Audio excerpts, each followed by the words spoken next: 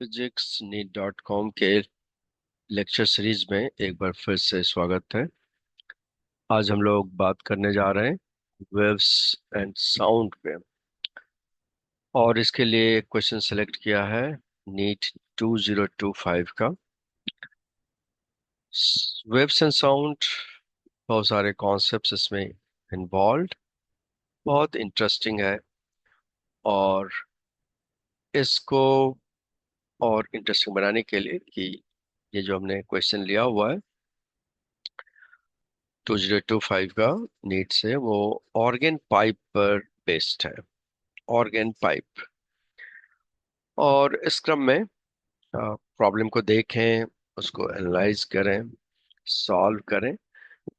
उसके पहले एक जनरल जानकारी कि साउंड वेव का काफी यूज है डे टू डे। एक तो हम जब बातचीत करते हैं, अपने विचार व्यक्त करते हैं, तो वेव है, साउंड वेव है, ये एक जनरल फेनोमेना है। लेकिन कुछ इंटरेस्टिंग और पार्ट्स देखते हैं कि क्या यूजेस हैं। जैसे कार पार्किंग जब हम यूज करते हैं, तो वहां पर ये पार्किंग सेंसर्स होता है लगा हुआ कार्स में, तो वो हमें हेल्प करता है। और ये पार्किंग सेंसर्स भी साउंड वेव पर बेस्ड है। ऐसे ही कम्युनिकेशन में मोर्स कोड आता है, साउंड की बात आती है। मेडिकल साइंस में बहुत सारा यूजेज है। एक यहाँ पर जानकारी दी, अल्ट्रासाउंड इमेजिंग। और इंजीनियरिंग में मेटल टेस्टिंग है एक एग्जांपल। और भी एग्जांपल्स हैं। साउंड वेव की बात कर रहे हैं। म्यूजिकल इंस्ट्रूमेंट्स जानते ही, बांसुरी की बात करें या हम स्ट्रिंग से जुड़ा हुआ कोई इंस्ट्रूमेंट बात करें, वहाँ वेव है, वेव्स क्रिएट होता है। और फिर ये इंस्ट्रूमेंट्स, म्यूजिकल इंस्ट्रूमेंट्स काम करते हैं। एक फिजिक्स पॉइंट ऑफ व्यू से बहुत ही इंटरेस्टिंग नाम आता है, और वो है रूबेंस ट्यूब का। यह है Rubens tube for demonstration of the sound wave. और ये क्या करता है कि this is representation sound wave using flames. बहुत इंपॉर्टेंट बात कि अगर प्रैक्टिकली साउंड वेव को देखना है, तो वहां पर फ्लेम्स यूज करके हम इसको ऑब्जर्व करते हैं। और जो लोग इंटरेस्टेड हो, वो रूबेंस ट्यूब के बारे में नेट पे जा करके चेक कर सकते हैं बहुत जगह। सो ये इसके यूजर्स हैं, कुछ यूजर्स जी के पॉइंट ऑफ व्यू से इंटरेस्ट क्रिएट करने के लिए। और अब हम चलते हैं ऑर्गन पाइप पर, इस नीट 2025 का क्वेश्चन एनालाइज करने के लिए। देखते हैं क्वेश्चन क्या दिया हुआ है। स्टेटमेंट है, a pipe open at both ends, दोनों पे ओपन है। ऐसे ऐसा प्रैक्टिकली इमेजिन करते हैं, समथिंग लाइक दिस। और ये दोनों पर ओपन है। Has a fundamental frequency. Physics के स्टूडेंट जानते हैं फंडामेंटल फ्रीक्वेंसी की बात। बेसिक जो वहां फॉर्म हो सकता है, हम उसकी बात करते हैं। Fundamental mode of vibration.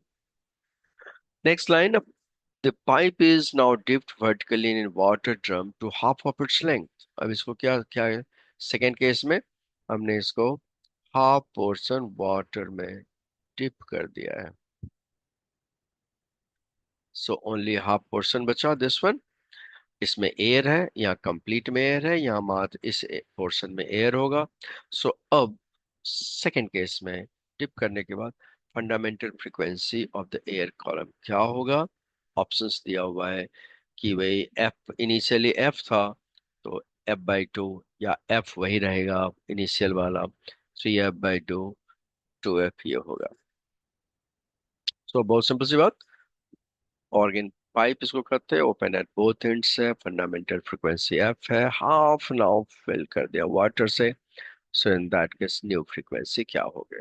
देखते हैं सॉल्यूशन पार्ट।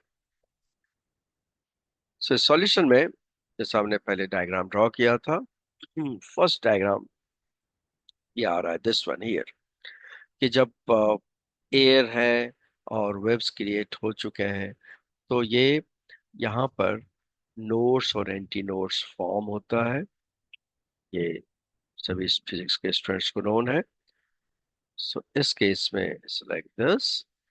ओपन में मैक्सिमम डिस्प्लेसमेंट है। सो ये मैक्सिमम डिस्प्लेसमेंट हमारा एंटी नोड को बताता है डिस्प्लेसमेंट का एंटी नोड। सो यहाँ पर ये नोड फॉर्म हो गया। This is anti node, here displacement का एंटी नोड। और फिजिक्स स्टूडेंट्स को पता है कि प्रेशर का जो नोड एंटी नोड है इसके जस्ट अपोजिट फॉर्मेशन होता है। सेकेंड केस में वही लिया, फिर इसको वाटर हाफ पार्ट सबमर्ज कर दिया। तो इस केस में यहाँ पर इसका ये फॉर्म हो रहा है एंटी नोड और ये नोड फॉर्म हो रहा है डिस्प्लेसमेंट के। इक्वेशन डेवलप करें तो हमें पता है कि दिस इज नो और एंटी नोड के बीच का डिस्टेंस नोन है। एंटी नोड के बीच का डिस्टेंस है, इसका लेंथ एल ले लिया है। तो देख सकते हैं कि एंटी नोड λ1/2 और इसको एल के इक्वल कर दिया। ठीक है, एंटी नोड के बीच का डिस्टेंस λ/2 होता है, फर्स्ट केस में λ1/2। सो यहाँ से λ1 का वैल्यू आया और frequency this is v by λ1 put कर दिया। So we are getting this v by 2l। This is the first case frequency, v is the velocity of sound.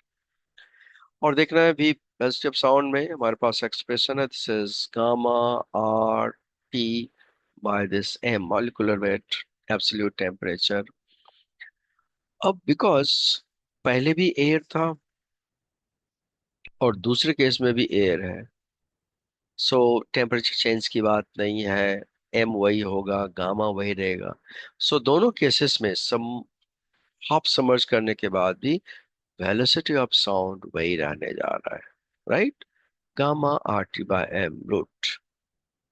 सो इसलिए नेक्स्ट वाले में जब ये हमने सबमर्ज कर दिया है तो यहाँ भी हमने सेम वेलोसिटी यूज किया जो पहले वाले में था। देखते हैं यहाँ पर। अब यहाँ बन रहा था एंटी नोड और नोड, इसके बीच का डिस्टेंस λ/4 होता है, हम जानते हैं। सेकेंड केस में हमने λ/2 ले लिया बाय दिस फोर। और लेंथ किसके अब इक्वल है? l/2 के इक्वल। सो यहाँ से हमें λ2 का वैल्यू आ रहा है 12। और फ्रीक्वेंसी v बाय λ2 पुट किया, ये λ2 का वैल्यू 12, तो ये वैल्यू b/12 आ रहा है। सो देख सकते हैं कि पहले केस में भी the first frequency is v/12 and second frequency is also v/12। इसका मतलब क्या हुआ कि दोनों केसेस में हमारी फ्रीक्वेंसी सेम रहने जा रही है and this is equivalent to f जो ओरिजिनल था। और इस ढंग से हम इसका आंसर ले लेते हैं। So easy, fine. Again thanks for watching this video. फिर हम जल्दी मिलते हैं नेक्स्ट वीडियो में।